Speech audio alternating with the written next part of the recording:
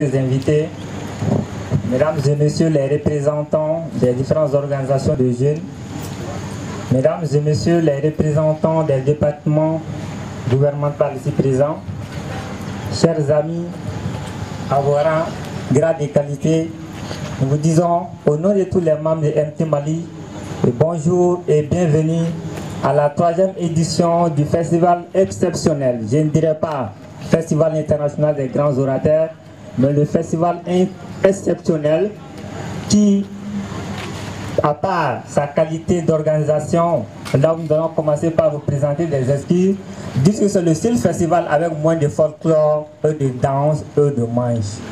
Parce que tout ce que nous connaissons au Mali, en général, nous avons des festivals de folklore. Mais ici, chez nous, c'est le festival international des grands orateurs, exclusivement pour l'éducation. Car le disait le grand homme Nelson Mandela, l'éducation, c'est la base. Quand vous ratez la base, vous avez tout raté. Pour vous dire que nous allons vous présenter nos excuses d'abord pour le retard du programme. Et c'était indépendant de notre volonté. Étant donné que c'est le Festival international des grands orateurs, et moi je ne suis pas un orateur comme elle a déjà annoncé, mais je suis quand même quelqu'un qui aime parler en public. Donc je ne vais pas trop parler parce que les grands orateurs sont là déjà aujourd'hui. Je vais tout simplement procéder par remercier toutes les personnes qui se sont déplacées pour venir ici aujourd'hui, parce que sans vous, l'événement ne serait rien. Nous remercions sincèrement monsieur le conférencier, monsieur Diakité, qui a effectué le déplacement jusqu'aux États-Unis pour venir spécialement pour le festival. Je vous demande d'acclamer monsieur Diakité. Nous remercions exclusivement le parrain et la marraine infatigables qui nous accompagnent tous les jours. Depuis 2013, ils s'efforcent à nous suivre. Mesdames et messieurs, avec le reste de l'énergie, je vous demande d'acclamer M. Diabaté et Zolé Sangaré, le parrain et la marraine de MT. Nous remercions ici, a eu le plaisir et la joie de vous le sentir depuis le début qu'on l'a informé qu'il va être le parrain. Il a accueilli l'idée avec beaucoup de plaisir. Je vous demande de l'acclamer M. Chaka Berté. Nous remercions sincèrement M. Bokoum, Boubacar Kola Bokoum. Le mot merci est trop petit pour ses efforts. Mais ici, c'est le moment ou l'opportunité de lui remercier officiellement. Je remercie chacun et chacune d'entre vous pour vos efforts de venir ici ce matin. Et je vais résumer avec un petit message pour la jeunesse. Parce que nous, les jeunes, nous aimons tellement le mot changement que je me demande si nous savons ce que ça veut dire changement. Tout le monde veut le changement, mais malheureusement personne ne veut changer. Tout le monde veut que les choses deviennent faciles, mais personne ne fait rien pour rendre les choses faciles. Mais pour votre information, je serais désolé de le dire, mesdames et messieurs les jeunes, les choses ne seront jamais faciles et les choses ne changeront jamais. Je me rappelle bien, en 2017, on avait 12 mois dans l'année, non? Il y avait combien de mois dans l'année? 12. Nous sommes en 2018, il y aura combien de mois? Est-ce que Dieu va faire bonus? Il n'y aura pas de bonus. En 2017, on avait 4 semaines par mois. Et en 2018, il y aura combien? Encore 4? Alors Dieu ne fera pas de changement là-bas. Alors en 2017, il y avait 7 jours par semaine. J'espère que Dieu va faire 8 cette année. Si vous souhaitez le changement, j'espère quand même que Dieu va faire 8 jours cette année. Malheureusement pas. Et en 2017, nous avons eu 24 heures par jour. Et cette année, il y aura combien? Il y aura 25 ou 26.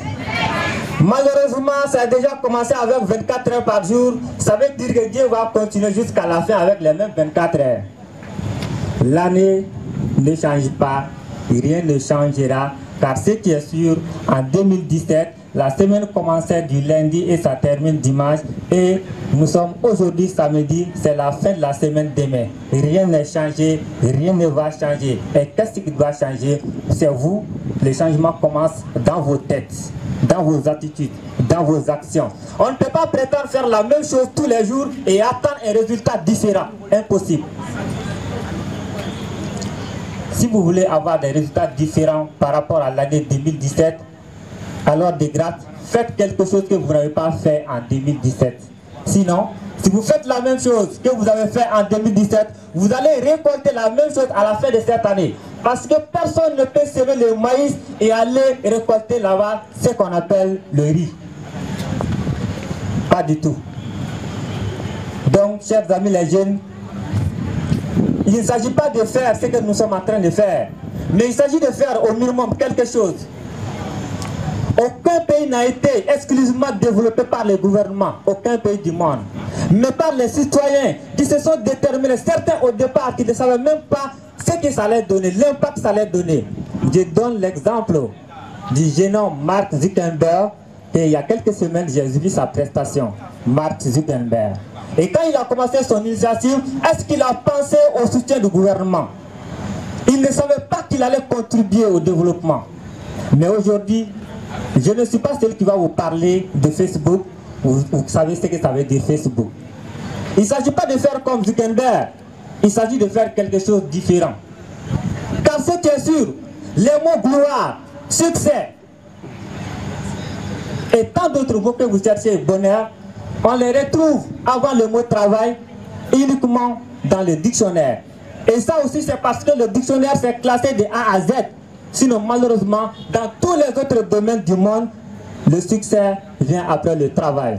La gloire vient après le travail. Le bonheur vient après le travail. Être superstar, ça va venir après le travail. Chers amis, pour vous dire que, comme le disait notre grand Lala Damati, Napoléon Hill, je voulais dire, si vous ne pouvez pas faire des grandes choses, faites des petites choses au moins, mais dans une grande manière. Je sais que 1000 manières de faire mieux, mais qu'est-ce que vous avez fait, vous, en tant qu'expert de tous les domaines, pour améliorer la chose? On aura besoin de vous. Parce que le problème avec les experts, ils peuvent vous dire 1000 manières de ne pas réussir. Mais nous, les amateurs, nous, on dit qu'on n'apprend pas à nager sur les sables. Nous avons entrepris cette initiative du Festigo sans expérience. Nous sommes tous jeunes et vous l'avez sûrement remarqué, l'équipe est jeune, mais bien sûr accompagnée par des vieux. Pour vous dire que n'attendez pas que vous soyez servis. Car la meilleure façon d'être servi, c'est de se lever et de se servir soi-même. Si vous attendez, vous serez mal servi ou servi en retard. Et pour terminer, mesdames et messieurs, je parle de la jeunesse malienne. Il n'y aura pas un président un jour qui va venir au Mali où vous allez sortir directement à l'université et directement dans votre bureau cravaté, le boss avec son diplôme dans son bureau. Ça n'arrivera jamais. Alors vous devez travailler et cesser de critiquer les dirigeants et leur dire tous les jours que c'est eux qui vous mettent dans tout ce pétrin. Parce que si tu es dans une situation, on le dit en Bambara, nous bien tout le même homme, donc c'est à vous de vous lever et de vous servir et à temps et suffisamment. Je vous remercie. Merci beaucoup. Monsieur Parari Tambélé, on les remercie.